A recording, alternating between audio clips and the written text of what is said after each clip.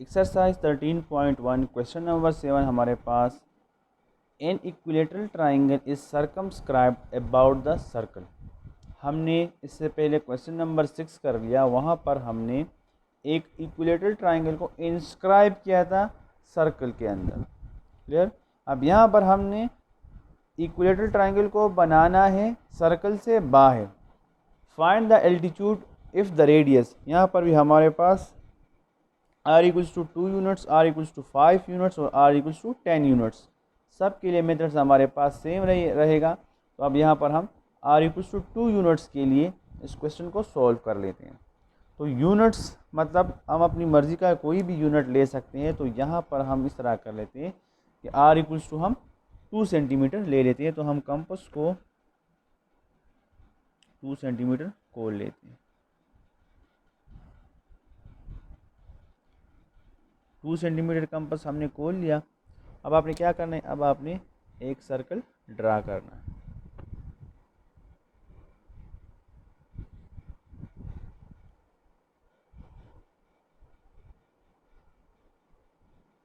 ये हमने एक सर्कल ड्रा कर लिया, जो कि हमारे पास ये था पॉइंट ओ। अब आपने इसी सर्कल पर कहीं पे भी एक पॉइंट लेना है। तो हम एक पॉइंट ले लेते हैं। फॉर एग्जांपल यहाँ पर मैं इसको ए से लेबल कर लेता हूँ। मैंने आप सर्कल पर कहीं पे भी एक पॉइंट ले ले, तो हमने पॉइंट यहाँ पर ले लिया। अब इसको मिलाएं आप ओ के साथ, ज्वाइन ओ टू ए।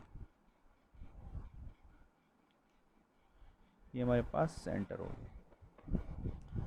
अब आपने क्या करना है, सर्कल ड्रा कर लेना है। सर्कल के बाद आपने सर्कल पे कहीं पे भी एक पॉइंट लेना है। अब जब आप पॉइंट ले लें तो उसको आपने ओ के साथ मिला लेना है। अब आपने क्या करना है, अब आपने इस ओ पे 120 डिग्री का एंगल बनाना है।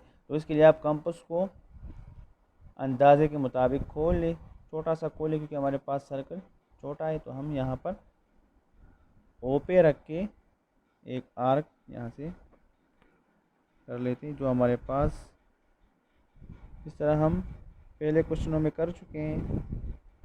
ये हमारे पास 180 हो जाएगा। अब इस पॉइंट पे रखे के पास 60 और 60 पे रखे हमारे पास हो जाएगा 120।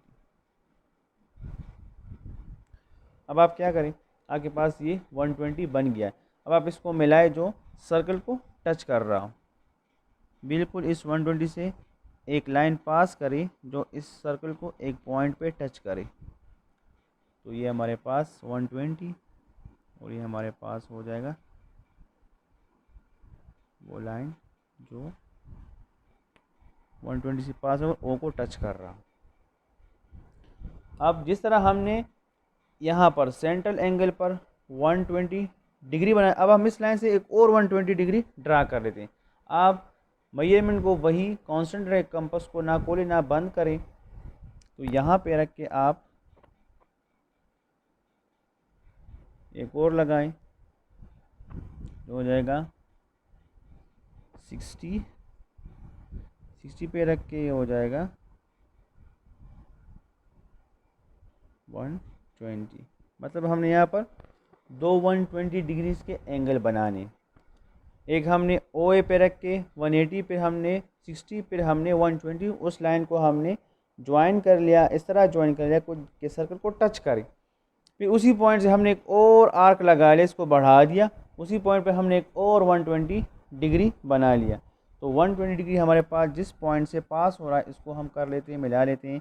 इसको इस तरह हम मिलाएंगे कि ये सर्कल को एक पॉइंट पे टच करें। तो हम इन पॉइंट्स को नाम दे दें। ये हमारे पास ए था, इसको हम नाम दे देते हैं बी का, और इसको हम नाम दे देते हैं सी का। अब नेक्स्ट स्टेप आपने क्या करना है, आपने इन तीनों पॉइंट्स पे ए पे, बी पे और सी पे हमने 90 डिग्रीज के एंगल ड्रा करने। तो आप क्या करें, कंपास उठाएं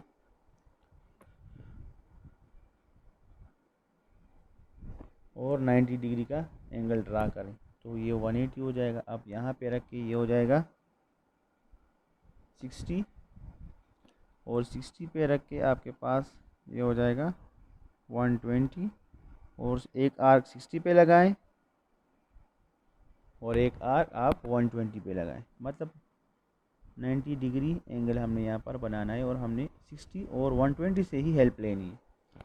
तो ये हमारे पास 90 बन गया है।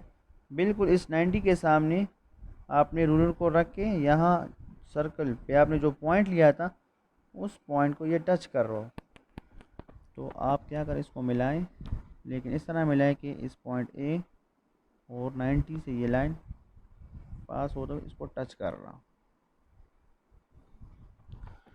तो ये हमने एक 90 का बना लिया। अब हमने इसी तरह कंस्ट्रक्शन बी पे भी करनी है, तो बी पे भी रख के आप 90 का बनाएं, तो ये हो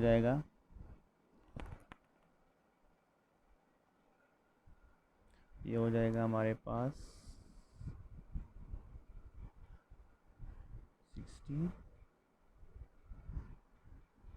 60 पे रख के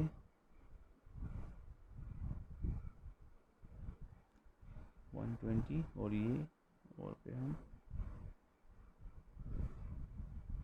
इसको भी 120 पे रखें, ये हो जाएगा 90।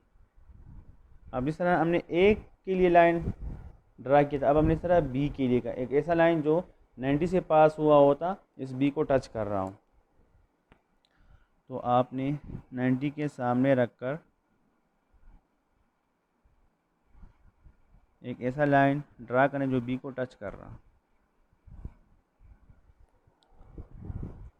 फिर आपने सी पे भी एक 90 का बनाना है, तो सी पे भी हम बना लेते हैं।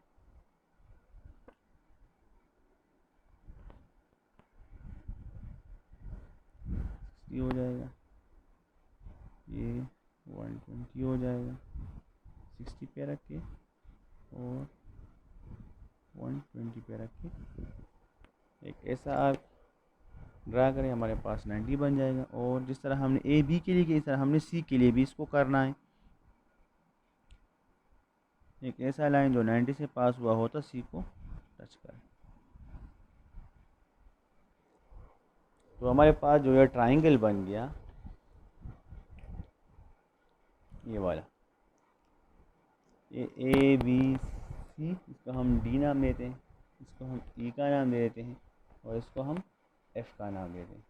तो हमारे पास क्या बन गया, ये हमारे पास एक इक्विलेटरल ट्राइंगल सर्कमस्क्राइब हो गया है अबाउट द सर्कल।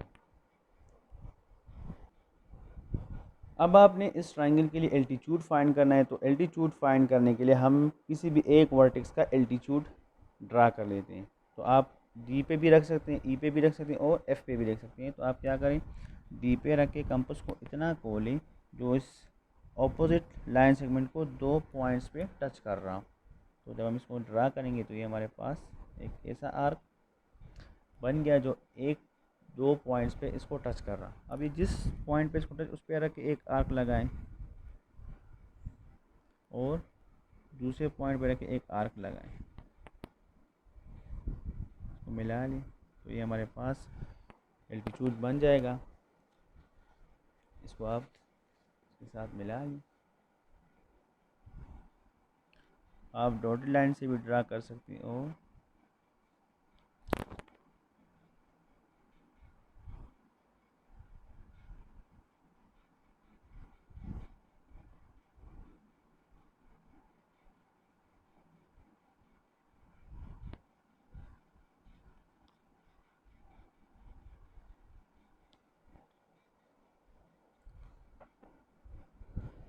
अब हमने यहाँ पर एल्टीट्यूड को, मतलब हमने कुछ रिज़ल्ट को यहाँ पर लिखना है। तो अगर आप यहाँ पर देख लें, जब हमने एल्टीट्यूड ड्रा कर लिया और इस लाइन को हम मैयर करें, इस डिस्टेंस को अगर हम मैयर करना चाहें तो ये आपके पास बन रहा है,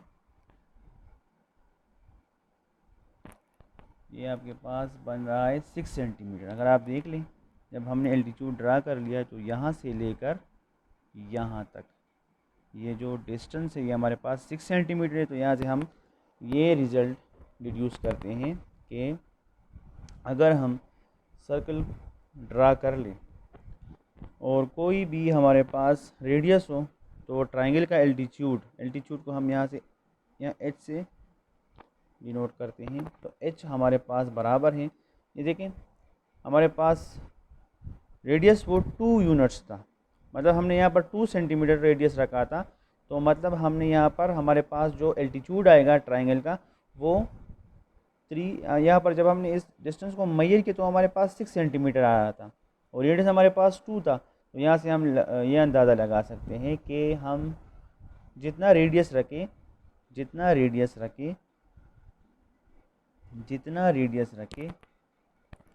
तो एल्टीट्यूड ऑफ ट्राइंगल वो उस रेडियस के 3 गुना होता है। मतलब अगर हम यहाँ पर 2 पुट करें तो हो जाएगा 3 2 ज़ा 6, तो 6 सेंटीमीटर हमने यहाँ पर जब इस डिस्टेंस को मेजर किया तो हमारे पास 6 सेंटीमीटर था। तो यहाँ से हम ये डिड्यूस कर रहे हैं कि एल्टीट्यूड हमारे पास 3r के बराबर होता है, मतलब 3 टाइम्स रेडियस के।